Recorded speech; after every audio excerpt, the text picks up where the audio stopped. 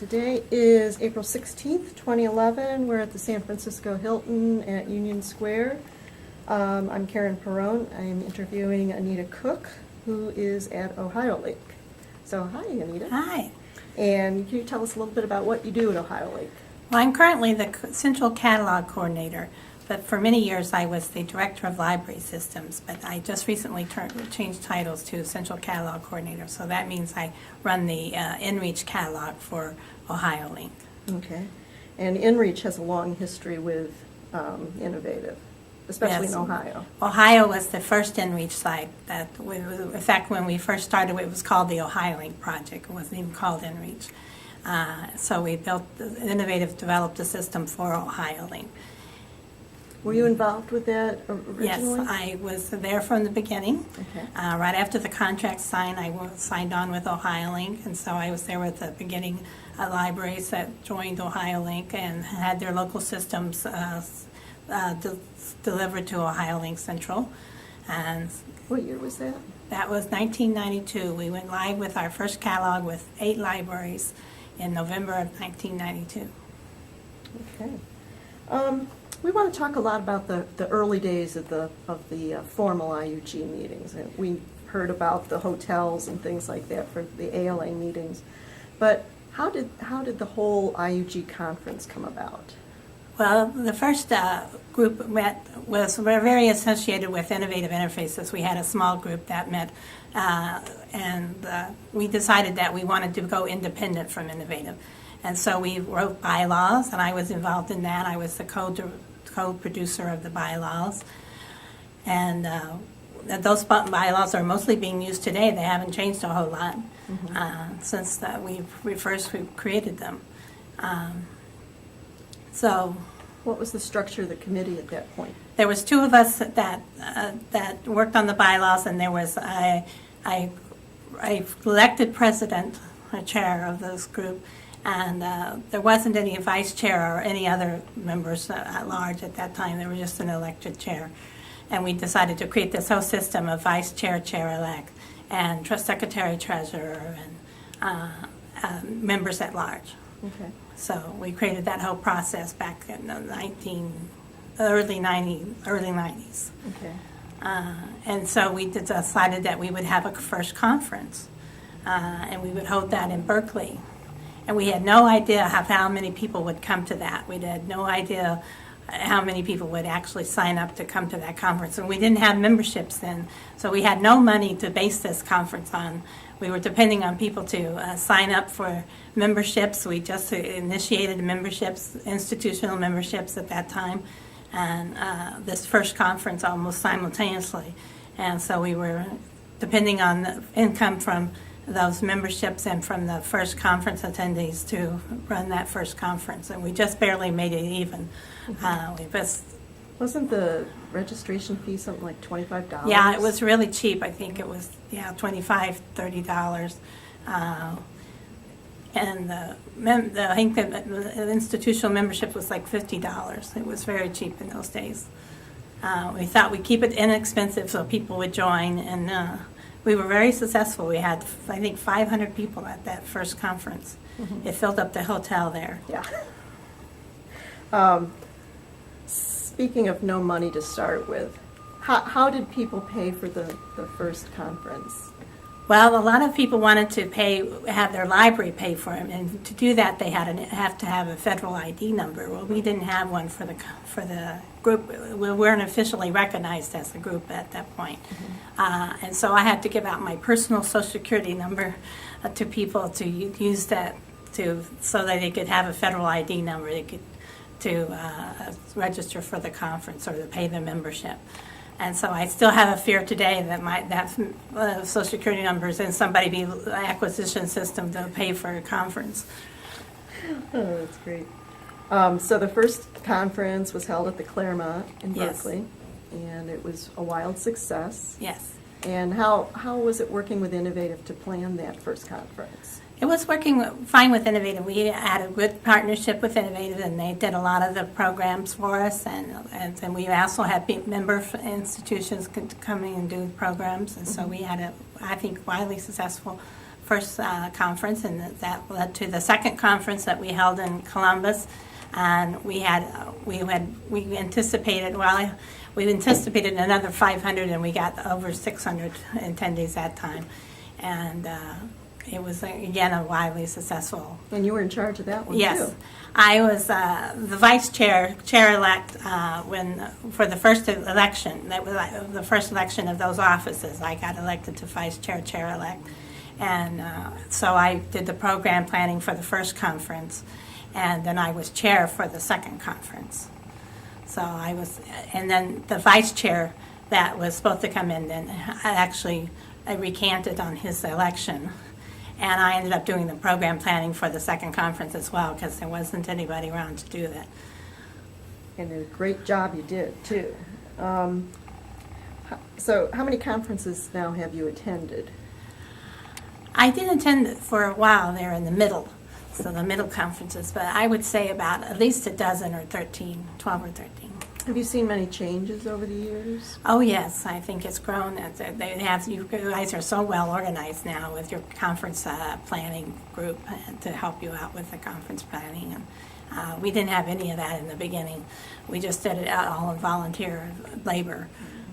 So it's nice that you have it so well organized, and it's almost like a professional conference. In the early days, it was almost like a gathering of people rather than a conference. But I think it's grown tremendously, and I'm proud of what it's become. Let's talk about, let's see, we've got your first involvement with the IUG. Have you worked on any committees along the way other than the steering committee with being chair? I was being chair and vice chair, and worked on this. I was on the steering committee when I first joined, when I was at Nebraska. There was a steering committee then, and then I then began elected to vice chair, chair-elect, and then I served on the bylaws committee that wrote the bylaws, the original bylaws for the group. Okay. What is your most memorable conference, and why would that be?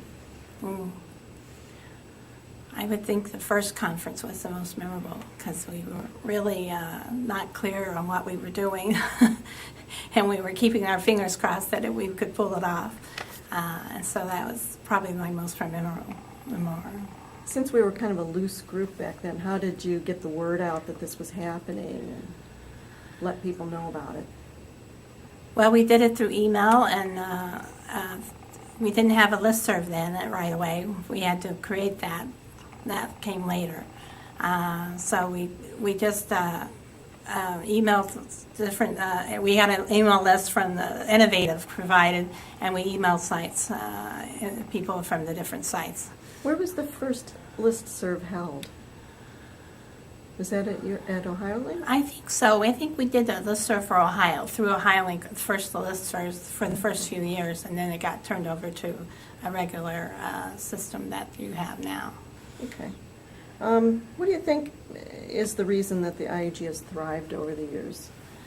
I think it's because it's a gathering of people with like interests, that we all have the same interests in seeing Innovative run well, and we want to share information about what our problems are and how people have solved them. And it's a good way to hook up with people who have like experiences and new experiences that you need to hear about. So I think it's right because we just have like interests, and then we need to get together to share those interests. Do you think the IUG is still relevant? Yes, I think it's still relevant. I think there's just, especially because Innovative's doing new things all the time, and so there's always needs to understand what those new things are, and hook up with your colleagues who might already have experience with some of those things, and so that you can learn from them. Have you been involved with the enhancements process through the years? Yes, in the very early years we didn't have, I was an enhancement coordinator, and I knew the first time we actually did enhancements, I coordinated that process. How did that work? It was very time-consuming.